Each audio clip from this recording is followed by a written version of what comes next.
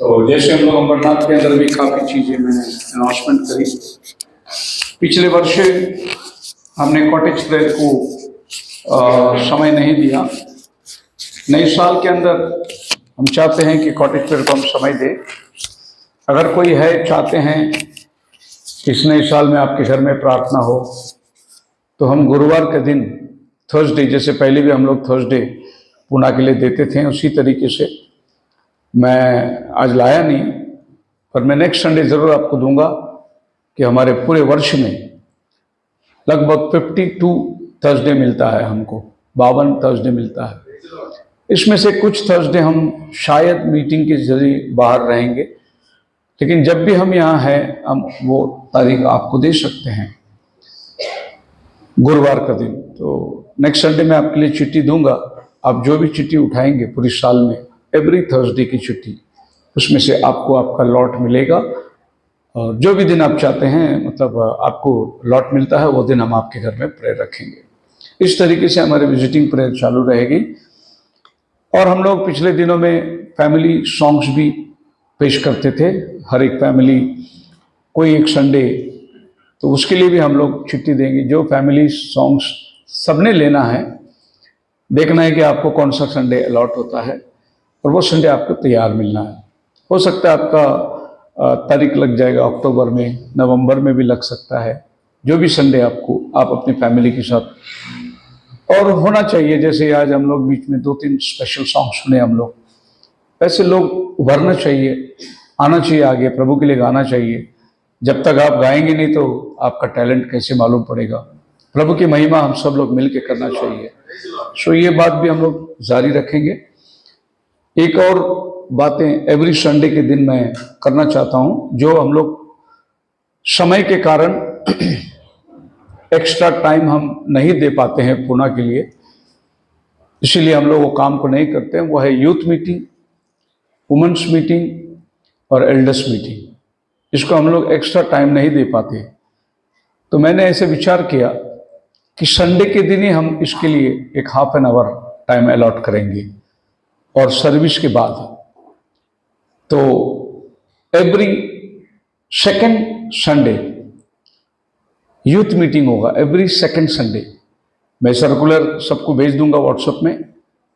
Every second Sunday church हो गई तो जो मिलने जुलने वाले हैं वो सब बाहर चले जाएंगे, और बाहर आप बात करिए, मिलिए। जब तक आप मिलते हैं एक में को, चाय पानी होती है, तब तक यूथ मीटिंग हो जाएगी। तो मैं उनके साथ बैठूंगा every Sunday, second Sunday. Every third Sunday जो है हम वुमेन्स मीटिंग लेंगे। अगर जैसे सिस्टर लोग की मीटिंग, उनको भी हम लोग एक्टिविटीज़ के अंदर आगे बढ़ाएंगे, जैसे फास्टिंग प्रेयर है, और भी कल ही हमें चेन प्रेयर्स होती है बहुत सारे विषय के लिए, उसमें हम लोग बहनों का ज़्यादा सहायता ले सकते हैं। और ये भी जो है हम लोग एवरी थर्ड संडे, मतलब आप प्रिपेयर होके आइए कि आज थर्ड संडे है, आज वुमेन्स मीटिंग होगी। और वो भी इसी तरीके से, जैसे चर्च खत्म हुआ, ब्रदर्स लोग, बच्चे लोग बाहर चले जाएंगे, खाली सिस्टर लोग अंदर बैठेंगे। ज़्यादा नहीं, हाफ एन आवर। अगर महीने में आप मुझे आधा घंटा दे दे तो भी बहुत परिवर्तन होगा, और हर महीने हम लोग एक्टिविटीज़ को आगे बढ़ा सकते हैं। एवरी फोर्थ संडे हम लोग एल्डर्स मीटिंग लेंगे, चौथी सप्ताह। तो उसी तरीके से हम लोग, चर्च खत्म हो गए, सब लोग, खाली एल्डर लोग अंदर रहेंगे, बाकी की सब लोग बाहर। जितना हम लोग को आधा घंटा तो लगता ही है मिलने जुलने के लिए। हम लोग यहाँ से कंपाउंड से तो बाहर जल्दी जाते ही नहीं है, चर्च से जल्दी बाहर चले जाते, लेकिन कंपाउंड से जल्दी जाते नहीं है। तो बहुत सारी मुलाकात होती है। तो उसी दरमियान हम लोग एक half an our elders meeting every fourth Sunday, और एवरी फर्स्ट संडे हमारी कम्युनियन सर्विस चलती है। उस दिन कम्युनियन होगा और प्रीति भोजन का इंतजाम होगा। एवरी कम्युनियन के साथ हम लोग लव फीस्ट भी लेंगे। और आज के लव फीस्ट के लिए हम लोगों ने अमरनाथ से ही खाना पका के लाए हैं। सो आज सबके लिए खाना होगा, क्योंकि शुरुआत पास्टर से होने दो। तो ये 25 का मतलब फर्स्ट संडे, और प्रभु का कृपा है कि हम कम्युनियन से स्टार्ट कर रहे हैं, और ये हमारा सौभाग्य है। बोलो हालेलुया। सो आज भी आपके लिए चर्च के बाद सबके लिए प्रीति भोजन है। ज़्यादा नहीं होगा, जैसे पार्टियों में जैसे होते हैं 4 प्रकार की सब्जियां, ऐसे कुछ नहीं होगा, सिंपल होगा। या तो वेज पुलाव होगा या दाल चावल होगा, सिंपल। जस्ट एक प्रीति भोजन के साथ हम लोग एवरी फर्स्ट संडे के कम्युनियन में होगी। प्रभु ने कहा था हम लोग हर संडे भी कर सकते हैं अगर उसकी इजाजत हो तो। Tithe and monthly contribution envelope है आपके पास टाइथ का, मंथली कंट्रीब्यूशन का, टाइथ का एनवलप, और जो पास्टर को जाती है। और ये भी मैं नए साल से ऐसा करने वाला हूं कि चर्च छूटने के बाद हम लोग इसके लिए प्रेयर करते हैं, तो यह भी आपके लिए बॉक्स रखा जाएगा और आप अपना टाइथ एनवलप जो है बॉक्स में डाल दीजिए। एल्डर्स लोग उसे लेंगे और उसके लिए कॉमन प्रेयर होगा जो भी उसमें डालने वाले हैं, क्योंकि चर्च के बाद में हम लोग अभी नेक्स्ट एक्टिविटी शुरू करने वाले हैं, तो फिर मैं सबके लिए प्रेयर नहीं कर सकता हूँ कि आप लाएंगे टाइथ देंगे मैं आपके लिए प्रेयर करूँगा। इसीलिए हम लोग टाइथ का एक सेपरेट बॉक्स रखेंगे और मंथली कंट्रीब्यूशन का भी बॉक्स में ही आपको डालना होगा। सिर्फ उसको गिटार बजाने को मिलता है, वर्शिप मिलता है करके तुम कोई भी मिनिस्ट्री के साथ ज्वाइंट हो सकता है? कभी नहीं। हमने सच्चाई को पाया है, हम सच्चाई के लिए काम करेंगे। अब खत्म हो गए मिनिस्ट्री, हम ये थे, हम वो थे, हम वो थे, हम बस बड़ी पनोरे। काम क्या है तुम्हारा आज का, तुम्हारा स्टैंड क्या है आज, खत्म हो गया।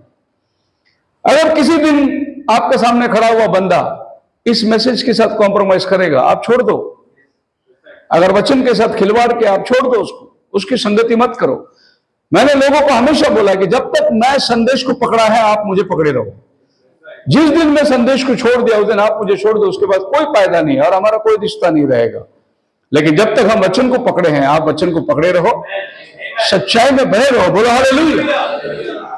सारी जगहों के अंदर आज मिनिस्ट्री की हालात खत्म हो चुकी है। अब सस्टेन होना मुश्किल हो गया है, बने रहना मुश्किल हो गया है। डिनोमिनेशन की ताकत बहुत बढ़ चुकी है और इनका सामना करने के लिए आप इस मैसेज को लेकर चलना बहुत कठिन है। लेकिन प्रभु की कृपा है कि ये मैसेज प्रभु दूर दूर तक लेके चला जा रहा है। अभी मैं आपको बताऊंगा, मेरी फरवरी की डेट तो अब हैरान हो जाएंगे। एक दिन भी मैं यहां पर नहीं है फरवरी के दिन, इतनी मीटिंग्स फिक्स हो चुका है। और ये महीने में मैं जा रहा हूं, आपको मालूम है, उड़ीसा जा रहा हूं, खंडमल डिस्ट्रिक्ट में, बहुत बड़ा काम। और एंड टाइम मैसेज के अंदर जितने पास्टर्स लोग हैं सब एकत्रित हो रहे हैं और सभी लोग अपने अपने चर्चों में इस बात का ऐलान किया है और सभी लोग ये मैसेज को देखते हैं। अभी अभी हमारे बीच में ब्रदर राज था, अभी नागपुर जाके आए। मैं बुलाता हूं ब्रदर राज को, वो बोल रहे थे सवेरे मेरे को टेस्टिमनी देना था, लेकिन सवेरे टाइम बहुत ज्यादा हो गया था। आओ ब्रदर आओ। ब्रदर अभी नागपुर से आए, नागपुर की टेस्टिमनी सुनिए आप। और बहुत जल्द नागपुर के अंदर प्रभु दरवाजा खोलने वाला है।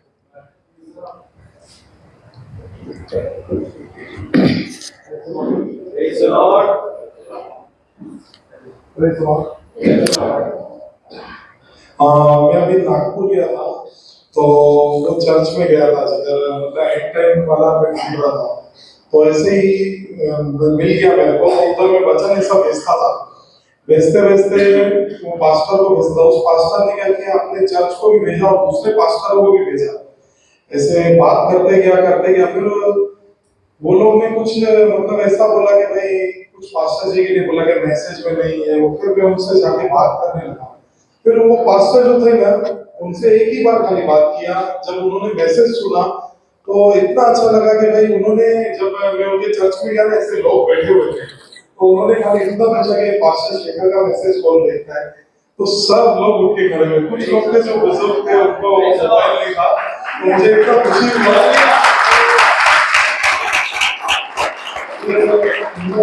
आपस में 2-3 पास्टरों से बात किया और उन लोगों ने यही बोला कि भाई पास्टर शेखर के इधर से ये बन रहा है और बोला हमको मीटिंग लगाने का है, तो आप प्रार्थना में रखिए, प्रभु उधर भी रास्ता खोले। उधर सब ऐसे चर्च है जो काम के नहीं, लेकिन प्रभु का धन्यवाद कि उधर मैसेज जा रहा है। तो यही गवाही आपको छत्तीसगढ़ की मिलेगी, यही गवाही आपको उड़ीसा की मिलेगी, यही गवाही वेस्ट बंगाल की मिलेगी और यही गवाही आपको असम, इन इलाकों के अंदर में, पूरी नॉर्थ इंडिया, हर कलीसिया में बाकायदा लोगों ने बोल दिया कि अभी देखना है तो ये वाली मैसेज देखो, क्योंकि अपने मैसेज में कोई करप्शन नहीं है। कोई ओढ़नी को लेके बैठा है और कोई चुन्नी को लेके बैठा है, कोई किसको लेके बैठा है, कोई थंडर को लेके बैठा है। हम लोग कोई करप्शन नहीं किया, हम लोग प्योरली मैसेज प्रीच करते हैं। कोई खुदा को लेके लड़ रहा है, कोई परमेश्वर को लेके लड़ रहा है, कोई यावे को लेके लड़ रहा है, कोई यहोशुआ को लेके लड़ रहा है, कोई याशुए को लेके लड़ रहा है, ना जाने तितर बितर हो गया है। उद्धार यीशु मसीह के नाम पे। मेरी भाषा में प्रभु ने मुझसे बात किया, अब आपकी भाषा में प्रभु आपसे बात करेगा, आप अपनी भाषा लगा लो। मुझे लगता है कि अगर इब्रानी सबको सीखनी जरूरत थी तो प्रभु ने बाबिल में इतनी भाषा भेजना ही नहीं था, और पेंतिकोस्त के दिन में प्रभु इतनी भाषा में बात करना ही नहीं था, क्योंकि हर आदमी यही कह रहा था, ये तो मेरी भाषा में बोल रहा है, ये तो मेरी भाषा में बोल रहा है। जब पवित्र आत्मा को यह जरूरी लगा कि आपकी भाषा में आपको संदेश दे, तो आज ये कहां से डॉक्ट्रिन आ गई। आजकल पुलपिट में जो है ना, वो डॉक्ट्रिन नहीं है, अभी ग्रामर टीचर आके खड़ा हो गया है। अभी ग्रामर टीचर को रखना हो, याशु यहोशु, नहीं याशु बोलना है, वो यहोशुआ बोलना है। ग्रामर टीचर आ गया अभी। मैं बोलता हूं याशु बोलो, यीशु बोलो, यीशु बोलो, यहोशुआ बोलो। जो हमारा परमेश्वर कौन है आपको मालूम है? हर भाषा के अंदर अलग अलग अलग अलग। अभी मेरा ही नाम ले लो ना, शेखर। महाराष्ट्र में ख डालना पड़ता है, खर शेखर, लेकिन आप मद्रास में जाओगे तो खर नहीं आता है, कर आता है, क। तो वहां पर सेगर, इधर आता तो शेखर। तो मेरे नाम में बहुत मिस्टेक हो जाता है। SHEKAR ये मेरा ओरिजिनल नाम है, लेकिन महाराष्ट्र में लिखने वाला KHAR डालता है, खर डाल देता है। तो ये क्या फर्क पड़ता है? शेखर भी मैं हूं, सेगर भी मैं हूं। आप समझ रहे हैं? मैं तो इंसान हूं, मुझे मालूम है मेरे लोग मुझे किस नाम से जानते हैं, और वो तो खुदा है। उसको मालूम है पृथ्वी में कौन सा भाषा से कौन बात करता है। अगर आप अर्नस्ट माल का गाना सुनोगे तो वो ज्यादा करके उर्दू शब्द को इस्तेमाल करता है। वो तो यीशु बोलता है, उसका हर भाषा में आप यीशु, इसका मतलब क्या वो महिमा किसी और को चले जाएगा? नहीं, हमारा प्रभु उसकी महिमा को लेता है, वो उसकी भाषा में प्रभु की तारीफ करता है। हालेलुया। ये जो लाल फूल है इसको क्या बोलते हैं मराठी में? गुलाब। हिंदी में भी, इंग्लिश में रोश, तमिल में रोजा। अभी उसको रोजा बोलेगा तो क्या खुशबू नहीं देगा? वो कलर बदली कर देगा वो। तो आप उसको रोजा बोलो, मैं उसको रोज बोलूंगा, कोई और उसको गुलाब बोलेगा। जो भी है वो है, वही है। हमारा खुदा खुदा है, उसको आंडवर बोलो, कर्तावे बोलो, देवा बोलो, परमेश्वर बोलो, खुदा बोलो, ईश्वर बोलो, परवदिगार बोलो, मालिक बोलो, सब महिमा उसी को मिलती है। उद्धार यीशु के नाम में है। बोलने के लिए उसको अनेक नाम है, लेकिन साल्वेशन एक नाम पे है। सो ये मैसेज के लिए आप दुआ करो। नए साल के आरंभ है, हम लोग जाएंगे आज के मैसेज के अंदर, और समय काफी हुआ है। Passover was established by God. Passover जो वर्ड है, ये इसको आज हम लोग कम्युनियन करके लेते हैं, और ये पासोवर का स्थापना करने वाला स्वयं परमेश्वर है। कम्युनियन को कोई चर्च ने स्टार्ट नहीं किया।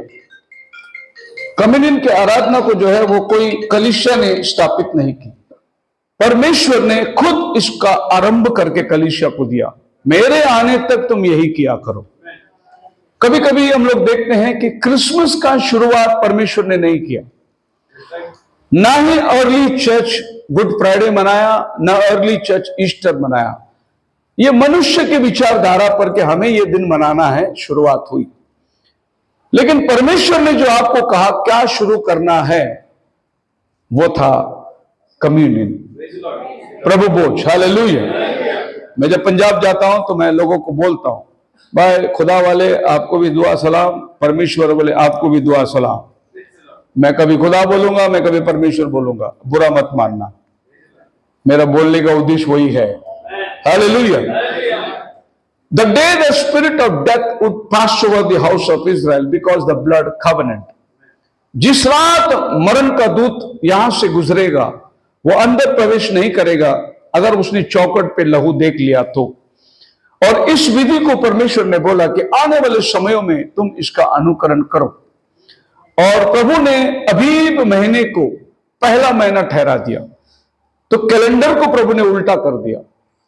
पहला जो महीना था वो महीने को प्रभु ने 7वें में डाल दिया, और 7वां महीना जो था उसको प्रभु ने ऊपर ले लिया, क्योंकि जिस महीने में तुम गुलामी से छुटकर निकले हो वो तुम्हारा वर्ष का पहला महीना होगा। प्रभु ने कैलेंडर को ही चेंज कर दिया इस कम्युनियन को बनाए रखने के लिए। उसके आगे जो है इजराइल के 2 कैलेंडर चलते हैं, एक स्पिरिचुअल कैलेंडर चलता है और एक कार्नल वार्षिक कैलेंडर चलता है। वो स्पिरिचुअल कैलेंडर से फेस्टिवल मनाते हैं, और दूसरा कैलेंडर जो है उससे गवर्नमेंट और जो बाकी की दुनियादारी चलते हैं। तो स्पिरिचुअल कैलेंडर जो है वो खाली परमेश्वर के पर्व बनाने का नियमित समय के अंदर जाना जाता है। खैर, कैलेंडर से हमें कोई लेन देन नहीं है, हम प्रतिदिन करते हैं। कोई महीने में एक बार करता है जैसे हम करते हैं, कोई साल में एक बार करता है कम्युनियन, कोई 31 को एक ही बार साल में ले लेते हैं, जैसे जैसे लोगों को सुविधा है वैसे लेते हैं। अगर हमें समय अनुमति दिया तो हम हर संडे भी लेना चाहते हैं, पर उतना हम लोगों के पास में वक्त नहीं है। हम लोग अभी है रेंटल बेसिस में है, मतलब पानी जमा करना, पैर धोना, फिर इतनी सारी, ऑलमोस्ट हम लोग जब चर्च खाली करके जाते नहीं, थोड़ी लेट हो जाती है तो भी यहाँ पर परेशानी होती है। हम लोगों को जल्दी से हॉल खाली करना है। हमारा आराधना का टाइम है 5 से 8, ये हमारे को टाइम अलॉट किया है। तो इस टाइम के अंदर हमको अपना सर्विस जो है वो खत्म करके, क्योंकि अगर रिलेशन बनाए रखना है तो हमें अपना टाइम का भी पाबंदी रखना बहुत जरूरी है। आप लोग भी इस बात का टाइम ले लो, मैं भी कोशिश करूंगा टाइम पे आने के लिए। क्या लंबा सफर है। आप अगर एक बार अमरनाथ का चर्च अटेंड करो और फिर शाम को आप पुणे का चर्च भी अटेंड करो, कभी तो भी एक बार करो, फिर आपको मालूम पड़ेगा पास्टर का हालत क्या है करके। यहाँ बैठे बैठे बोल सकते हैं, आप बहुत कुछ बोल सकते हैं कि लेट हो गया पास्टर, टाइम पे नहीं आया, पास्टर को लेट हुआ, बोल सकते हैं बैठ के। एक बार अमरनाथ चर्च आओ ना आप लोग, बताओ मेरे को कितने लोग आए अमरनाथ चर्च यहाँ से। लेकिन अमरनाथ चर्च की तरफ से लोग रेगुलर इधर आपके पास आते रहे हैं। सो टाइम का हो सकता है थोड़ा, फिर भी हम लोग इसके लिए मैंने डैडी को बोला तू बनाए रह यार, कम से कम तो गाना गाते रहे। अगर मेरे को देर हो गई तो भी लोगों को लगेगा पास्टर ने तो पास्टर का भाई तो भी बैठा ही रहे, तो थोड़ा सा टाइम हो जाएगा। नहीं तो क्या हो गया, मैंने क्या देखा, बहुत लोग लेट हो गया पास्टर को तो उठ के गार्डन में घूम रहे, बाहर कंपाउंड में घूम रहे। और जब मैं एंट्री किया तो मैं देखा आधा से चर्च बाहर ही खड़ा हुआ। जब मैं आया तो फिर अंदर भाग के आए। नहीं, ऐसा नहीं होना चाहिए। हम आए चर्च में तो चर्च, हम आए वर्शिप तो वर्शिप, कोई भी वर्शिप लेने दो, प्रभु की उपस्थिति हमारे बीच में है। So it is significant in the redemptive work of Jesus Christ. यह पासओवर इस बात को दर्शाता है कि एक और पासओवर आपके लिए होने वाला है। वो परछाई थी, एक हकीकत होने वाला है, एक रियलिटी को हम लोग पेश करने वाले हैं।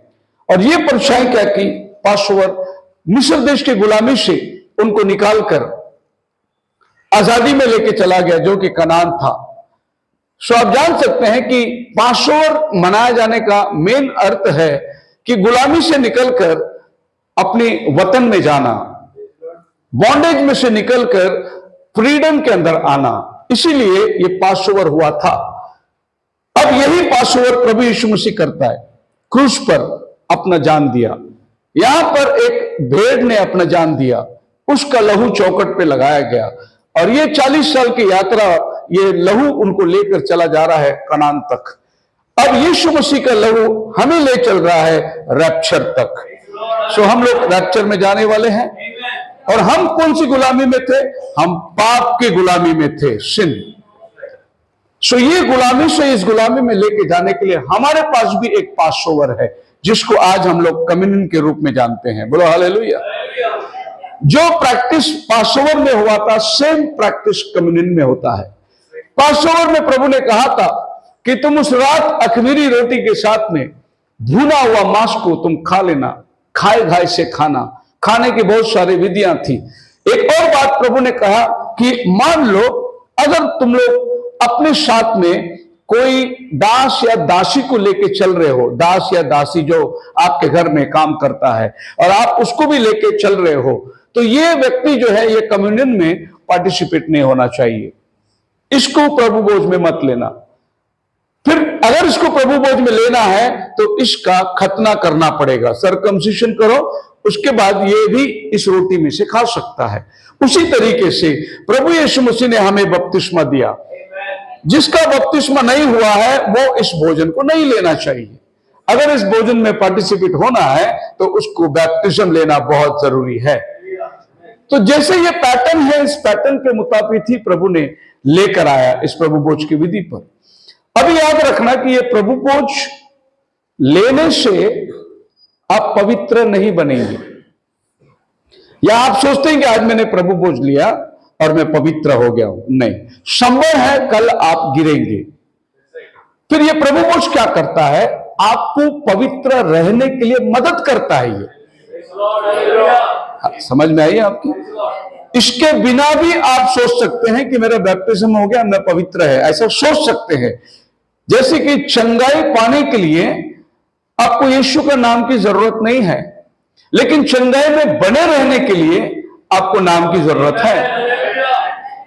तो ये बात याद रखें कि आपने सोचा मैं चंगाई पा लिया, तो कोई बात नहीं, आप मीटिंग में गए, आप हीलिंग मिल गया, लेकिन हीलिंग में अगर बना रहना है तो फिर आपको यीशु में बने रहना बहुत जरूरी है। सो आपको बैप्टिज्म लेकर इसमें शामिल होना है। बहुत से लोग बैप्टिज्म लेने के बाद में भी उनकी दुनियावी काम नहीं छूटी। हमने देखा है बहुत से लोग बपतिस्मा लेने के बाद भी शराब पी के आते चर्च में, हमने देखा है, उनके मुंह से बदबू आती है। वो क्या सोचता है कि उसने कम्युनियन लिया तो पवित्र हो गया? नहीं, और वो जितनी बार कम्युनियन लेगा उतनी बार अपने ऊपर दंड लाता रहेगा। उसकी मुआफी नहीं होगी, परंतु अपने ऊपर और सजा बढ़ाता जा रहा है। अब उसको क्या लगता है कि अब चल रहा है, लेकिन जिस दिन प्रभु हाथ उठाया उस दिन बंदा बिस्तर पे रहेगा और वो लाचारी की हालात होगी, क्योंकि हम लोग अनुग्रह के समय में जी रहे हैं। ये वो समय नहीं कि प्रभु ने ताड़ना तुरंत दे दिया, ये वो समय नहीं कि आदमी ने बिना इजाजत के धूप दाने उठाया, हाथ सूख गया, कोड़ माथे पे आ गई, ये वो टाइम नहीं है। ये प्रभु ने दया का समय रखा है। अभी एक वीडियो सर्कुलर हो रहा है, एक बंदे ने अनुग्रह के ऊपर बात किया और बोले कि कोई मेरे को बताए अनुग्रह के बारे में। लोग बोलते हैं ये अनुग्रह का युग है, लेकिन मैं कहता हूं हमारा परमेश्वर हर युग में अनुग्रह रहा। अब क्या बताया, कभी कभी मैं समझता हूं कि ऐसे लोगों को जवाब देना जरूरी है क्या? पर मुझे बहुत से लोग फोन करते, बोले पास्टर जी इसको जवाब दो ना। अब वो बंदा बोलता है कि अनुग्रह का समय नहीं रहा, क्योंकि अनुग्रह जो है वो उत्पत्ति से लेके प्रभु अनुग्रह करते हैं। तो क्या करता है, भजन संहिता का एक वचन पढ़ता है और उसमें लिखा है कि हमारा यहोवा परमेश्वर सदा का अनुग्रह रखा हुआ है। तो बोले अनुग्रह सदा का है, बिल्कुल सदा का है, लेकिन फिर आप ये बताओ कि उस अनुग्रह के अंदर पेंतीकोस्त का दिन में हनन्या और सफीरा चर्च में आए थे, वहीं गिर के मर गए। कहां गया खुदा का अनुग्रह? अभी हम लोग देखो खुदा को देता करके बोल के नहीं देते, फिर भी जिंदा है। अगर आप उस दिन होते तो क्या होता? चर्च के पायरी में गिर के मर जाते तुम। सो परमेश्वर ने उस समय ताड़ना तुरंत दे दिया। यहां पर ऐसा लिखा है कि अगर उसने उसका दांत तोड़ा तो उसका भी दांत तोड़ दो, उसने उसकी आंखें निकाल दी, उसकी आंखें निकाल दो। ये था व्यवस्था। फिर प्रभु यीशु मसीह ने क्रूस पर क्या क्या व्यवस्था को पूरा कर दिया। जो भी भरपाई था प्रभु यीशु मसीह अपने लहू देकर कर दिया। फिर प्रभु ने आपकर हमारे ऊपर क्या क्या अनुग्रह किया। तो यीशु मसीह क्रूस पे चढ़ने के बाद आपको हमको बकरी देने की जरूरत नहीं तो यहां पर हर आदमी को बलिदान देना था, हर परिवार को जाकर बलिदान देना था। लेकिन आज हम लोग बकरी कहां लेके आ रहे हैं? क्योंकि हमारे लिए प्रभु यीशु मसीह क्रूस पर चढ़ गया। तो क्या हुआ? हम पर अनुग्रह हुआ। हमारा परमेश्वर अनुग्रह का परमेश्वर है, वो शुरू से लेकर अंत तक वो अनुग्रह का ही परमेश्वर है, लेकिन उसने समय को अलॉट करके दिया है। और ये अनुग्रह व्यवस्था आने के पहले अगर आप देखेंगे तो क्या था? कंसाइन शेष थी, विवेक का युग था। अब विवेक का युग में क्या किया जाता है? जिसको जो अच्छा लगता था वो करता था, जिसको जो अच्छा लगता था। और प्रभु वहां पर उनको ताड़ना नहीं देता था, वो चल गए उस समय में, क्योंकि वो जो युग था व्यवस्था दिया नहीं गया था। रोमियो की किताब में पौल कहता है जब तक ये व्यवस्था नहीं आई तो चोरी ना करना, तब तक चोरी करना पाप नहीं था। उसको बोलते हैं विवेक का युग। अभी आप पुलिस स्टेशन में जाके खड़े रहो और बोलो गया महीने का जो चोरी हुआ था वो मैंने किया, और पुलिस को ये भी बोलो अनुग्रह का टाइम चालू है। वो मानेगा? कानून के अंदर आपको पकड़ के डाल देगा अंदर। तो व्यवस्था आज आप पर लागू है, जबकि आप अनुग्रह में हैं, लेकिन व्यवस्था, अब हम अनुग्रह में आ गए करके तू चोरी न करना, तू झूठ न बोलना, तू लालच न करना, ये सब भूल जाए? नहीं, उसका पालन करते करते अनुग्रह और भी आगे बढ़ चुका है। अब व्यवस्था और अनुग्रह में क्या अंतर है? व्यवस्था कहती है किसी स्त्री के साथ में अगर आपने कुकर्म किया, उसको लाकर पत्थरवार करके मार डाला जाए, यह था व्यवस्था, व्यभिचार में पकड़ी जाए। अभी अनुग्रह में क्या हुआ आपको मालूम है? अगर किसी पुरुष ने किसी स्त्री को बुरी नजर से देखा तो भी पाप हो गया, यह है अनुग्रह। अभी आप बताओ, हिसाब अनुग्रह में ज्यादा है कि व्यवस्था में ज्यादा है? नहीं समझिए आपको बात।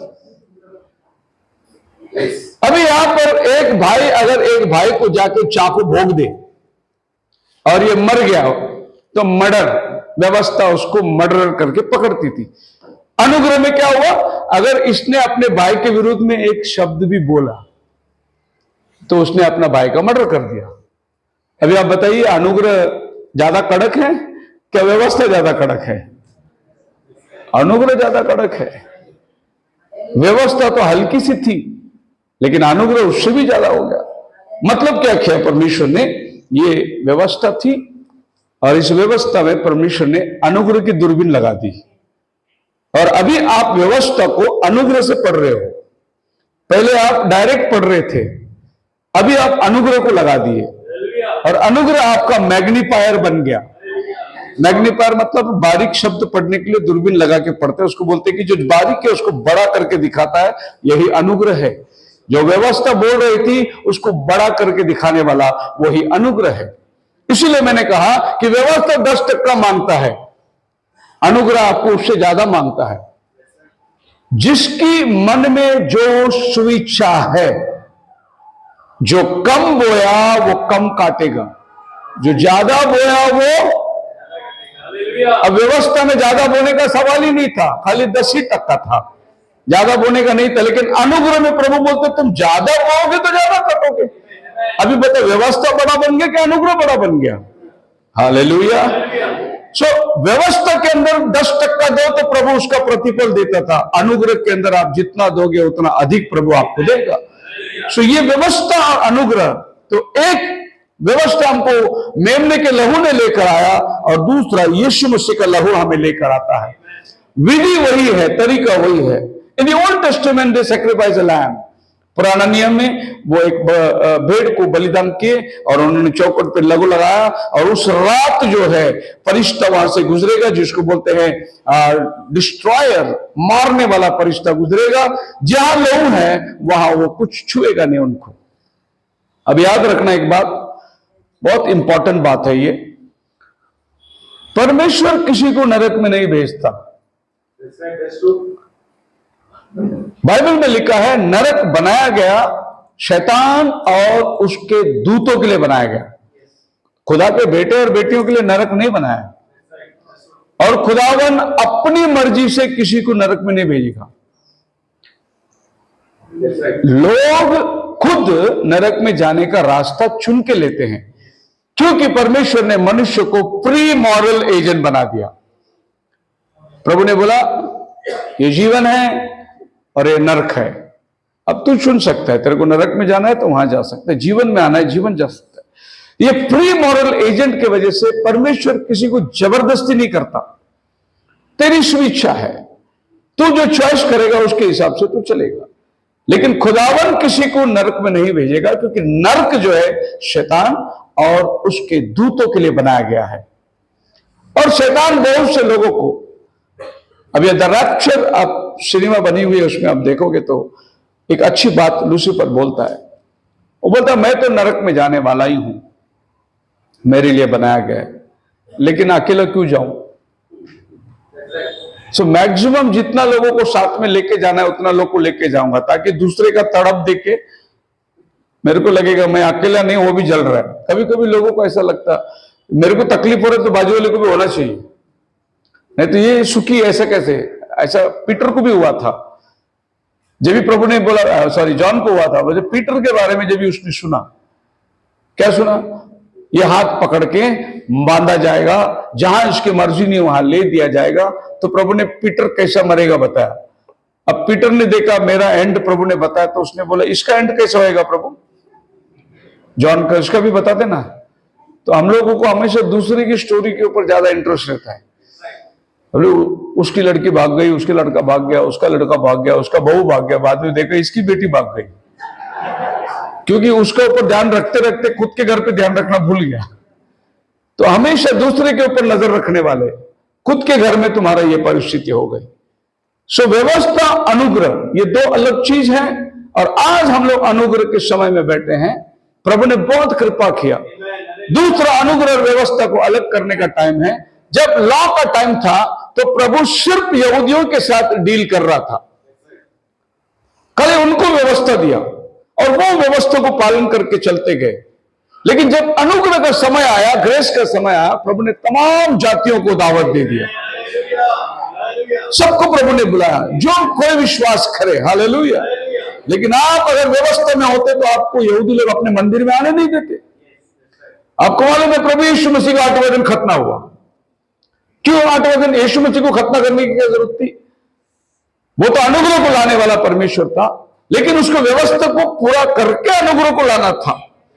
अगर यीशु मसीह का 8वां दिन खतना नहीं होता तो यीशु मसीह को मंदिर में नहीं छोड़ते, और वो सुलेमान के ओसारे में जहां खड़े रह के उसको वचन पूरा करना है, वहां जाके वो खड़ा ही नहीं हो सकता था अगर उसका खतना नहीं होता, इससे पहले कि उसने खतना कराया।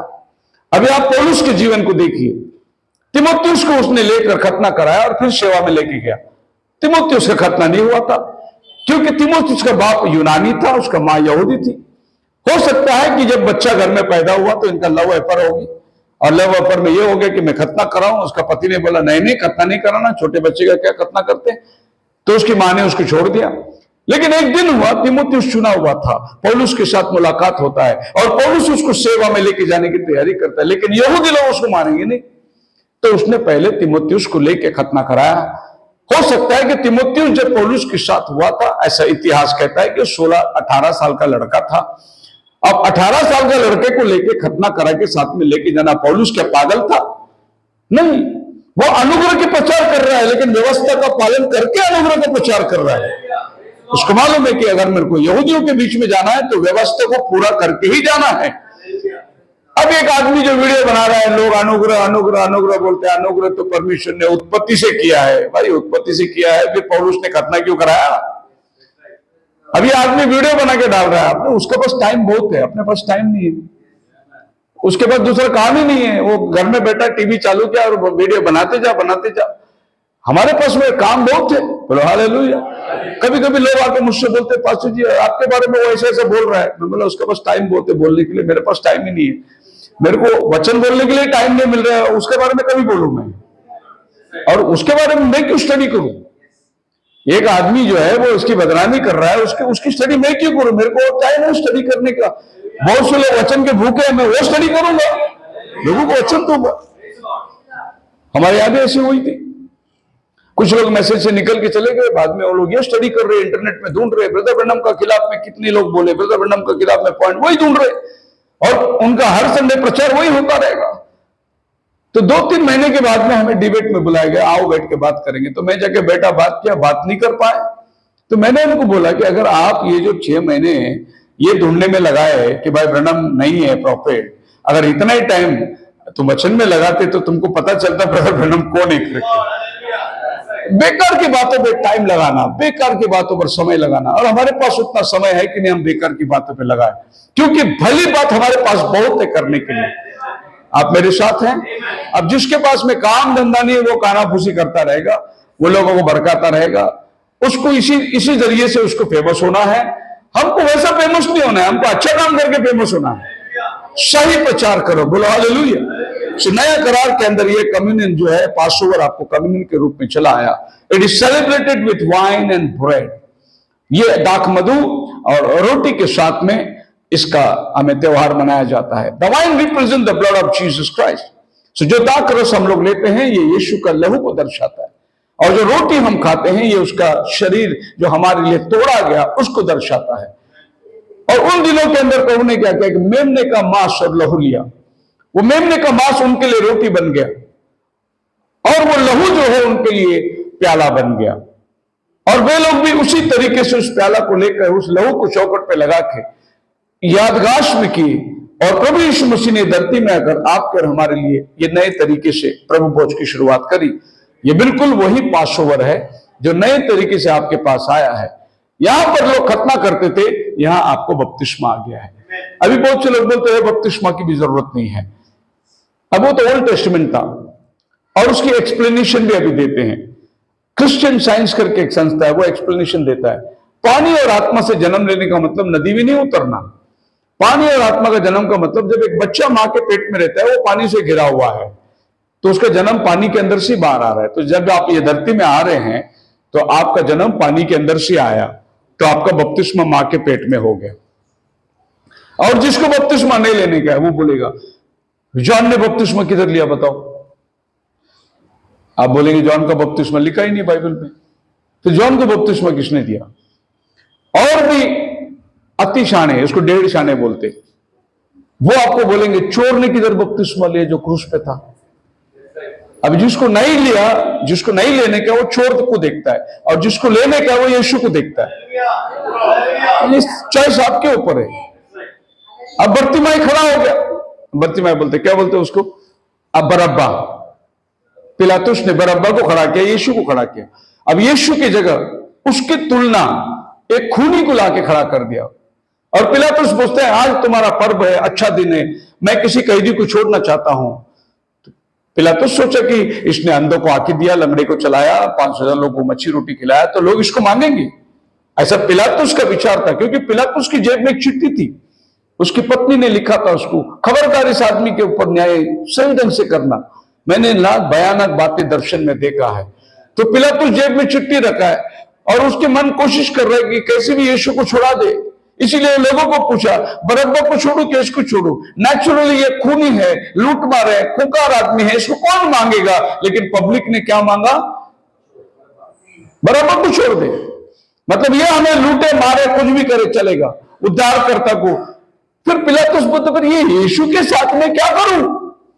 लोगों ने और जोर से चिल्ला क्रूस पर मार दो उसे। मैं प्रभु का धन्यवाद देता हूं उन दिनों में जो लोगों ने यीशु को क्रूस पर मारने के लिए कहा। अगर वो क्रूस पे नहीं मरता आज आप और हम भी पाप में होते। धन्यवाद है उन लोगों के लिए।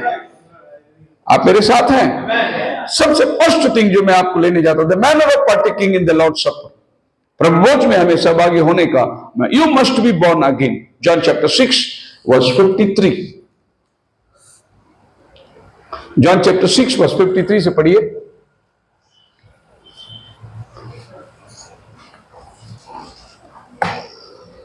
यीशु ने उनसे कहा, मैं हाँ। तुमसे सच सच कहता हूँ जी। कि जब तक तुम मनुष्य के पुत्र का मांस न खाओ और उसका लहू न पियो, तुम में जीवन नहीं।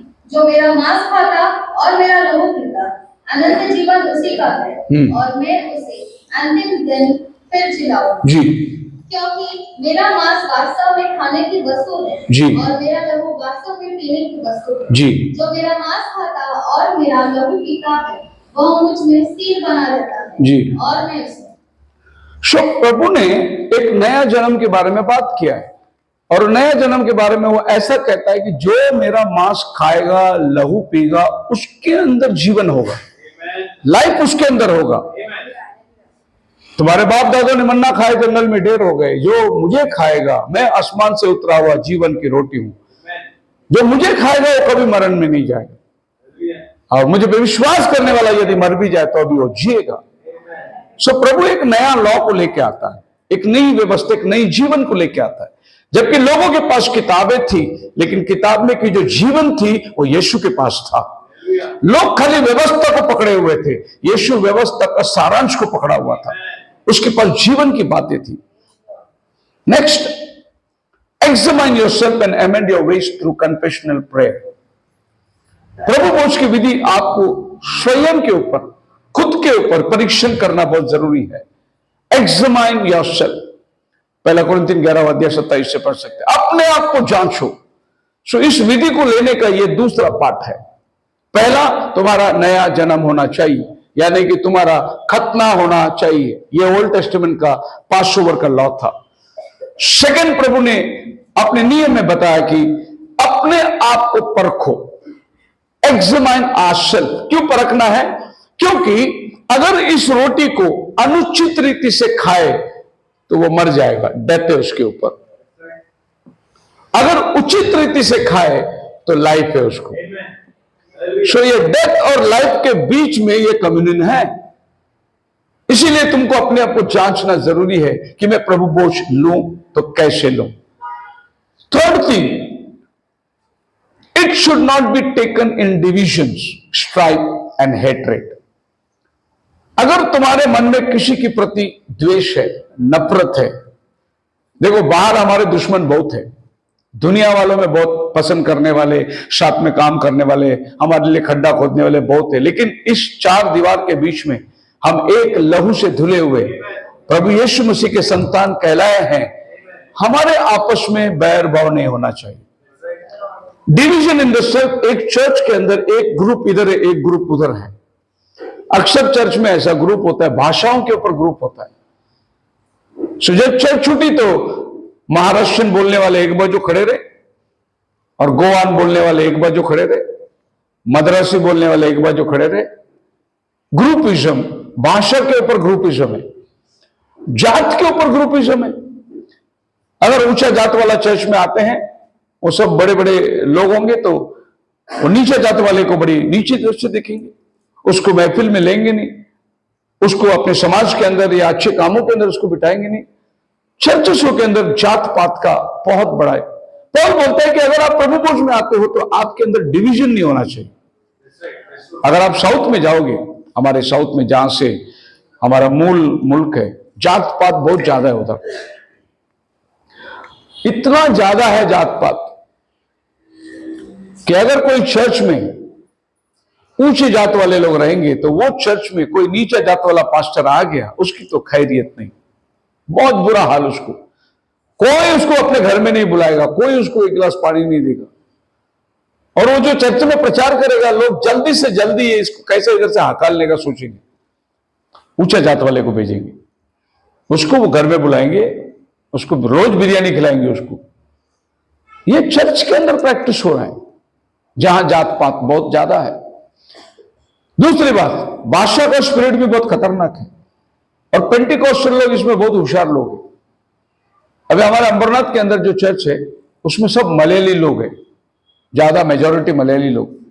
उधर कभी भी मलयाली पास्टर को नहीं भेजेंगे, उधर मद्रासी पास्टर को भेजेंगे, क्योंकि मलयाली मतलब मलयाली के साथ मिल जाएगा, इसके लिए मद्रासी को भेजेंगे। वो हमेशा उनके खिलाफ में बात करता रहेगा कि पास्टर और कांग्रेगेशन मिल गया तो अपनी प्रॉपर्टी हड़प कर लेगा। इसीलिए वो लोग क्या करते, भेदभाव के अनुसार चर्च को चला। आप बताइए कि परमेश्वर का आत्मा कैसे काम करेगा?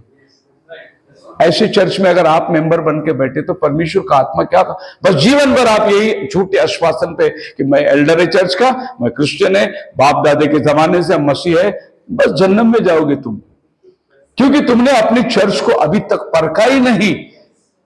जो चर्च प्रॉस्पेरिटी की बात करता है, जल्दी उठ के भागो चर्च में से, मत बैठो उधर। अभी जो चर्च आपको बोला भलाई के बारे में बात करता है, उधर मत बैठो, क्योंकि बाइबल बोलता है दिन बुरे होने वाले हैं। आशीर्वाद वाले चर्च में मत बैठो। जो चर्च आपको प्रार्थना की सामर्थ्य, उपवास की सामर्थ्य नहीं सिखाता, वो चर्च में मत बैठो। जो चर्च पवित्र आत्मा का वरदान के बारे में बात नहीं करता, वो चर्च में मत बैठो। खाली सिद्धांतों को लेकर तर्क वितर्क करने वाले चर्च में बैठकर तुम्हारा कोई उन्नति नहीं होने वाला है। तुम ऐसी जगह में बैठो जहां पवित्र आत्मा चला रहा है वो चर्च को, वरदानों से प्रभु लोगों को भर रहा है, सुसमाचार के काम किए जा रहे हैं, रोज आत्माओं को जीतने का काम हो रहा है। तो लोग हम लोग स्टैग्नेंट हो गए। ऐसे चर्च में मत बैठो। जो चर्च, जो पास्टर कलीसिया की तारीफ करता है, वो चर्च में मत बैठो। वो पास्टर वो चर्च को जहन्नम में लेके जाएगा। जो चर्च में पास्टर कलीसिया के खिलाफ में बात करता है, वो चर्च में जाके बैठो। वो पास्टर ताड़ना देके तुमको स्वर्ग में लेके जाएगा, क्योंकि वो तुम्हारे गलतियों को बताता रहेगा, तुम्हारे कमजोरियों को बताता रहेगा। लेकिन कुछ चर्च में पॉपुलैरिटी के लिए ये सब चीज पे बात नहीं किया जाता है। आज पास्टर लोग खतरनाक इस हालात में पहुंच गए हैं, अब उनके खुद की बीवी बाल काट के चर्च में खड़ी है पुलपिट में, तो वो दूसरे औरतों के बारे में क्या बात करेंगे। खुद की बीवी लिपस्टिक लगा के ब्यूटी पार्लर से सच के चर्च में आती है, तो दूसरे लोग के ऊपर क्या बात करेगा। और ये पास्टर को बोले एक दिन जजेबेल के ऊपर संदेश दो, क्या संदेश देगा। जजेबेल खिड़की में बैठ के काजल लगा के माल लगा के बाल बना रही थी, उसके ऊपर इसको संदेश देने बोले तो क्या संदेश देगा। बोले कि जजेबेल बिलीवर थी, बोलेगा वो, क्योंकि उनके चर्च में सब जजेबेल बैठे हुए, कैसे प्रचार करेंगे। इसीलिए पाप का खंडित जिधर होता है, देखिए आप चर्च में आए और आपको दिल में कुछ छुपा ही नहीं, अगला संडे मत आओ। अगर आपको वचन छुपा आज तो समझना खुदा आपसे बात किया है। अब कंटिन्यू करो, आपका जीवन में सुधार आएगा। नहीं तो वो आशीर्वाद की बात करते रहे, वहां कुछ होने वाला नहीं है। आप मेरे साथ हैं, आपका और हमारा रिश्ता केवल यीशु के लहू में बंधा हुआ है। इससे बढ़कर आप ये मत पास्टर शेखर रिटायर होने वाला करके मत सोचो, नहीं तो आप मेरा ट्रांसफर करने की मत सोचो। मेरा ट्रांसफर कोई कर नहीं सकता और मेरा रिटायरमेंट होने वाला नहीं है। जब तक ये शरीर में जान है वो प्रीचिंग करता रहेगा। आप मेरे साथ हैं, इसीलिए मेरे को डर नहीं है बोलने के लिए, लेकिन दूसरे पास्टर लोगों को डर है। अगर मैं समझो डैनी को बोलूं जा जाके पुणे में प्रीचिंग करते हैं, वो भी इतना खुल के नहीं प्रीचिंग कर सकता, क्योंकि अगर कलीसिया ने पास्टर को बोला डैनी को मत भेजो तो क्या होगा। मैं डैनी को बोलेगा बाबा नासिक जा अगले संडे से। लेकिन आप मेरे बारे में किसको कंप्लेंट करोगे, एक ही जगह कंप्लेंट करने की, खुदा के साथ मेरी कंप्लेंट करो। हालेलुया। और मैं जानता हूं खुदा मेरे से खुश है, क्योंकि मैं पक्षपात का प्रीचिंग नहीं करता। लेकिन लोगों के अंदर तो ये जो भेदभाव है ना, ये चर्च में आना ही नहीं चाहिए। हर एक से मिलके जाओ, हर एक को अपना समझो, हर एक से अपना प्यार बांटो और हर एक को अपना जैसा समझो। वो भले ही आप बहुत अच्छी सोसाइटी में रहते होंगे, आपके घर के नीचे 4 गाड़ियां खड़ी है, लेकिन यहां पर एक और भी भाई आया, बेचारा ताड़ी वाला रोड से आया है, झोपड़पट्टी से आया है, उसको नीचे नजर से मत देखो। वो रहता होगा झोपड़पट्टी में, लेकिन यीशु का लहू से धुला हुआ है, उसके अंदर में वही आत्मा जो आपके अंदर है। भेदभाव आना ही नहीं चाहिए चर्च के अंदर। इस 4 दीवार के अंदर जो व्यक्ति संगति कर रहा है वो मेरा भाई है, वो मेरा बहन है, वो मेरा परिवार है। मैं इससे मिलूंगा, मैं उससे नहीं मिलूंगा, मैं इससे मिलूंगा, मैं उससे नहीं मिलूंगा, ये होना ही नहीं चाहिए। ये प्रभु भोज का क्राइटेरिया है। अगर ये बात है तो आप प्रभु भोज ले सकते हैं। 4th, in remembrance of Jesus death and victory on the cross. प्रभु भोज में हम आए हैं, प्रभु यीशु के बलिदान को याद करते हैं कि वो मारा गया, गाड़ा गया, तीसरा दिन मुर्दों में से जी उठा। तो जब आप प्रभु भोज लेते हैं तो आपके पास एक विक्ट्री आता है, एक जय आता है, क्योंकि जिस शरीर को आप खा रहे हैं वो मर के जिंदा हुआ शरीर है। बाकी के लोग मर गए, चले गए, लेकिन ये शरीर मर के तीसरे दिन जी उठा। उसके बाद प्रभु भोज दे के गए। एम्माउस को जाने वालों को बंद कमरे में बोला ये रोटी, और वो रोटी तोड़ते ही उनकी आंखें खुल गई। इसलिए ये प्रभु भोज आपको एक जयवंत जीवन देता है। कमजोरी अगर आपके अंदर है, किसी भी प्रकार की कमजोरी है, ये प्रभु भोज लो, ये आपको ताकत देगा। ब्रदर मैं सिगरेट छोड़ नहीं सकता, प्रभु भोज आपके लिए है। ब्रदर मैं दारू छोड़ नहीं सकता, प्रभु भोज आपके लिए है। ब्रदर मैं तंबाकू छोड़ नहीं सकता, प्रभु भोज आपके लिए। ब्रदर मैं पाप छोड़ नहीं सकता, प्रभु भोज आपके लिए है। पापियों को गुलामी से छुटकारा देकर आजादी में लेके जाने के लिए प्रभु ने पासोवर रखा था, और आज ये कम्युनियन भी आपको ऐसा ही करता है। पाप के दासत्व से आपको निकालकर जीवन के अंदर पहुंचाता है। आप मेरे साथ है। 5वीं चीज, it should be seen and taken as sacred. इसको देखना भी एक भय योग्यता होना चाहिए, और उसको लेना भी उतना ही आदरणीय और भय लेना चाहिए। इसलिए भाई आए, चलते चलते आए और बैठे इधर, दे दो भाई, गपक करके डाल दिया मुंह में, फिर देखते रहे भाई वो दाकरस कभी आएगा, और मैं लोगों को इधर तो मैंने बोला नहीं, लेकिन मैं अंबरनाथ में लोगों को बोला है, जो पहला पीता था ना, अगर वो कम्युनियन लेने आया उसके हाथ में गिलास मत दो, तुम पिलाओ उसको। क्यों पता है आपको? वो पहले का टेस्ट है ना, उसके हाथ में गिलास दो तो आधा गिलास गड़क करके मार देता। वो पुराना आदमी मरा ही नहीं उसका। तो मैंने देखा कि भाई दाखरस इतने जल्दी कैसे खत्म हो गया। सो पहले का आदमी जाग गया, सोचता कि 2 गुड़ ज्यादा मार लूं मैं। ये आपको कैसा लेना है? जब ये जबान पे आपका लगता है, आपको एहसास होना है कि यीशु का लहू को मैं पी रहा हूं। आपके अंदर एक भय शुरू हो जाना चाहिए, ये लहू मेरे पापों के लिए बहाया हुआ लहू, ये आपको एहसास दिलाना चाहिए। इसको बोलते हैं अ सीक्रेट विधि। आप बड़े नम्रता से, आप बड़े भय से, पांव धोने की विधि ये कोई रीत नहीं है ब्रदर, कि गए और बिठा दिए, एक मग्गा डाल दिया, वो जो कर दिया, ये कर दिया, डाल दिया उठा के, तो वो भोग के बैठ गया, 2 बार गले मिल गए और आ गया प्रभु। नहीं ब्रदर, आप जिसका पैर धो रहे हैं ना, वो प्रभु यीशु का पैर है। क्योंकि आज यीशु 2 पैरों में नहीं है, आज यीशु अपने भाई और बहनों के अंदर है। सो जब मैं मेरा भाई का पैर धो रहा, तो ये सोच के धोना है कि मैं यीशु का पैर धो रहा हूं। अगर ये सोच के आप पैर नहीं धोए होंगे आज तक, तो आपका पैर धोने की विधि जो है वो सिर्फ नाम धराई था।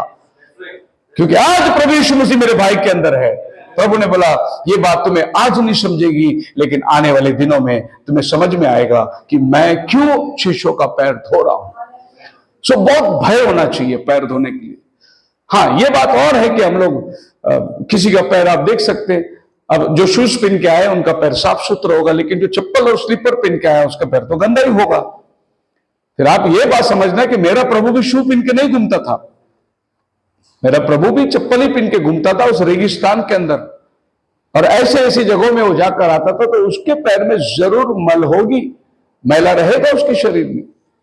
सवाल मैले का नहीं है, सवाल मेरा प्रभु का पैर है। मेरा भाई आया है ना, संगति में आया है, उसका पैर धोना ये मेरा अपना कर्तव्य है। और कभी भी सुन के लेना कि चुन चुन के मत पैर धोना। आप जाओ, लाइन में खड़े रहो, जो आपके आगे है, जो आपके पीछे है, जिसका नंबर आया उसका पैर धोना आप। नहीं तो चर्च में आने के टाइम पे आज मैं तेरा पैर देखो, तू मेरा पैर देखो, ऐसा मत आके बैठना चर्च में। चर्च में जो प्रभु मेरे, जो भाई मेरे आगे खड़ा है, वो मेरा प्रभु का पैर है। जो भी आपकी मर्जी है। मैं ये इसलिए बता रहा हूं कि ऐसे भी लोग थे अपने चर्च में जो खाली सास की बहू धोती थी, बहू का पैर सास धोती थी। वो जितने साल चर्च में रहे, दूसरे का पैर धोए नहीं कभी वो। इसलिए मैं बोलता हूं कि आपके सामने जो है सब प्रभु यीशु के अंदर एक है। तो ये विधि बड़ी सीक्रेट में करना है, मतलब बड़े डर और भय में करना है। घर से ही तैयारी करके आना है कि आज मैं प्रभु भोज लेने जा रहा हूं। इसीलिए मैसेज डाला जाता है, ये संडे प्रभु भोज की आराधना है। घर से आप उस भय में चले आओ कि आज मैं प्रभु का मांस और लहू अपने शरीर में लेना चाहता हूं। एक रोटी से हम सब लोग मिलके खाते हैं, एक रोटी से। जब ये एक रोटी हम सब में अंश अंश करके आता है, हम सब एक रोटी बन जाते हैं। एक देह में शामिल होने का ये एक जरिया है, क्योंकि हम एक ही रोटी से खा रहे हैं, एक ही प्याला से हम सब पी रहे हैं। वरना आप डिनोमिनेशन में जाओगे तो टेस्ट ट्यूब रखा हुआ है, छोटे छोटे कांच के ग्लास है, और कांच के ग्लास में दाख मधु डाला है। भाई अपना अपना ग्लास लेके पियो, क्योंकि पता नहीं कौन कैसे है, कौन सी किसको क्या बीमारी है और किसको कैसे, मतलब ये वो जगह है जहां मतभेद करने वाला चर्च है। उसको दूसरे का झूठा नहीं पीना है, उसकी बीमारी इसको लग जाएगी। अरे ये यीशु का लहू है, ये बीमारी दूर करने के लिए तो आया है। तो बीमारी दूर करने के लिए आया हुआ लहू पीते वक्त बीमारी का डर से पी रहा है, और ऐसे आदमी को पहला बीमारी लगेगा, क्योंकि वो जो पी रहा है उसकी पहचान ही नहीं है उसके पास। इसलिए हम एक ही प्याला से सब लोग पीते हैं। बाइबल में लिखा है प्रभु ने प्याला उठाया और उसके लिए आशीष मांगी। तो प्रभु ने अनेक ग्लास नहीं उठाया, उस दिन तो बहुत कम था, 12 ग्लास होते तो सबको हो जाता था। लेकिन प्रभु ने रोटी ली, तोड़ी और सबको बोला इसमें से बांट लो। एक ही रोटी में से सबको बांटना है। तो ये एक सीक्रेट विधि है और इस सीक्रेट विधि को सीक्रेट तरीके से हमें अपनाना है। खुदावन आपको आशीष दे। प्रार्थना करें।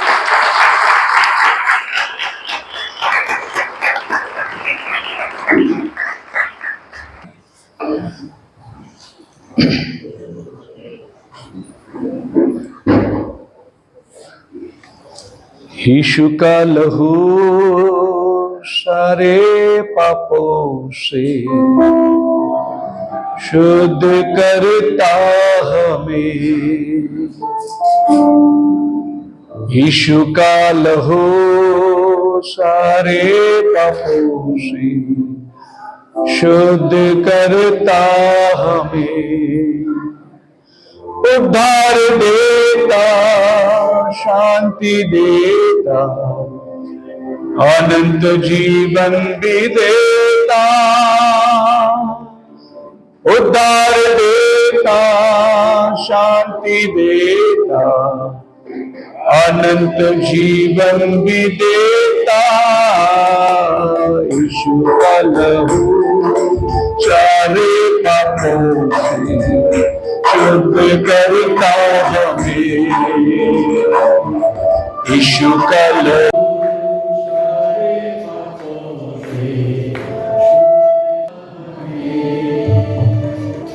ऐसा कभी ना सोचो मन में, बेकारिता है ये जीवन।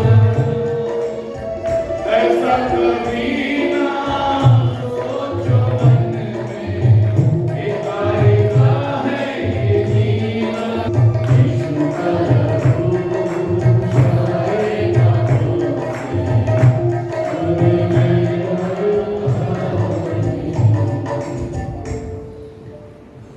मैं विनती करूंगा मनुष्य जो आगे आए और एंटर भाइयों से आगे स्वामी है दास के लिए और रोटी के लिए लोग प्रार्थना करेंगे।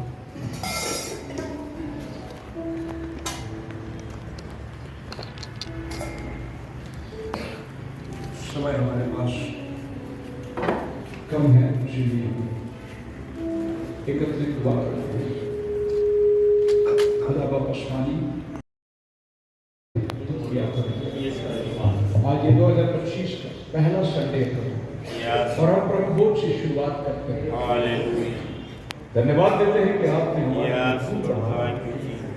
आपका लहू आपने हमारे लिए बहाया, आपके शरीर जो हमारे लिए तोड़ा गया, आपके कोड़े खाने से हम छंगे हो गए। आज अगर हम चंगाई में वास कर रहे हैं तो ये आपका लहू है, ये आपके कोड़े हैं जो आज हमें बना रखा हुआ है, वरना हम भी पाप के दलदल में संसार में पड़े हो गए। लेकिन आपने हमें आजाद किया। उस दिन उस मेमने के लहू से लोग आजादी पाए, आज तेरे लहू से हम आजादी पाए। वे कनान की तरफ जा रहे थे, हम आसमान की तरफ जा रहे हैं प्रभु। बस उन्हीं विधियों को हम लोग याद करते हैं। तूने कहा प्रति वर्ष तुम इसको याद करते रहो। अगर कोई तुमसे पूछे कि ये तुम क्या कर रहे हो, उन्हें बताना कि मिस्र देश में क्या हुआ था। और बार बार हम आज लोगों के सामने जब भी प्रभु भोज की विधि आती है उन्हीं बातों को रखते हैं जो यीशु ने हमारे लिए किया था। रावण इस रोटी को दाखरस को आशीष कर, पैर धोने की विधि को तो आशीष कर। हम एक में एक का पैर धोकर अपने आप को लीन और नम्र बनाते हैं।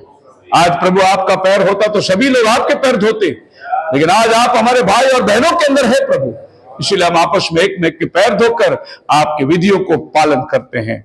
रहम कर, ये तीनों भी विधि को आशीर्वादित कर। दुआ प्रभु यीशु के नाम में मांगते, सुन और कबूल कर।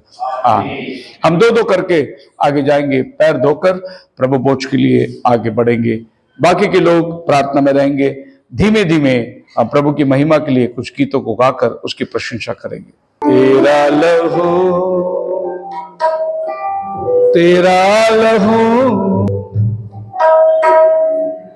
तेरा लहू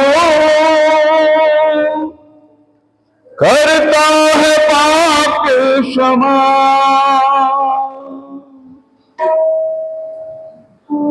तेरे लहू के वसीले से हो गए पाप क्षमा।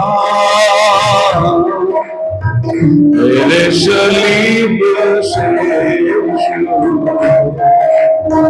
पा गए रोगी शिफा, दर्द बया जाना हो का खून मांग ले,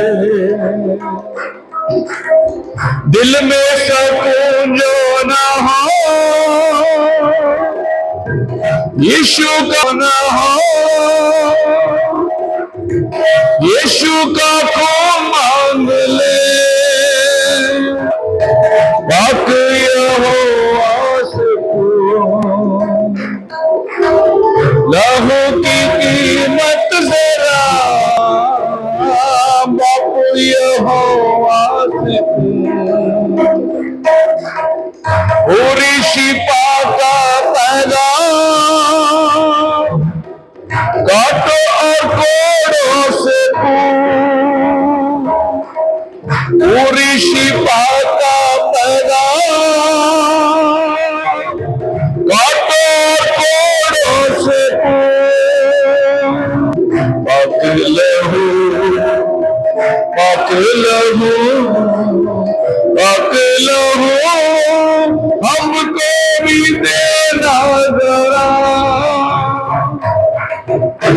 ये लहू के वसीले से पा गए रोगी शिफा, तेरा लहू